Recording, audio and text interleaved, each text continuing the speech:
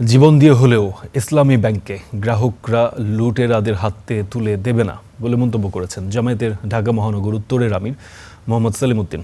সকালে রাজধানীর মহাখালীতে বিশ্ব পরিবেশ দিবস উপলক্ষে আয়োজিত অনুষ্ঠানে এই মন্তব্য করেন তিনি। এ সময় মোহাম্মদ সেলিম উদ্দিন বলেন, ইসলামী ব্যাংককে কেন্দ্র করে আরেকটি 5 অগাস্ট ঘটে যেতে পারে।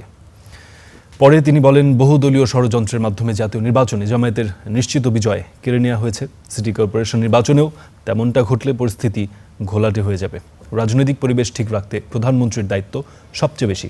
দেশের স্বার্থে তেলবাজদের থেকে প্রধানমন্ত্রীকে সতর্ক থাকতে হবে বলেও জানান মোহাম্মদ সেলিম উদ্দিন।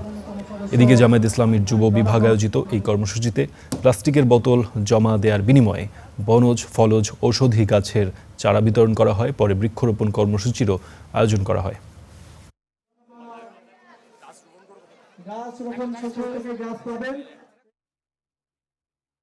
গ্রাহকরা জীবন দিবে আপনাদের হাতে, লুটেরাদের হাতে ইসলামী ব্যাংক দেবে না। এবং আরেকটা 5ই আগস্ট ঘটে যেতে পারে শুধু ইসলামী ব্যাংককে কেন্দ্র করে।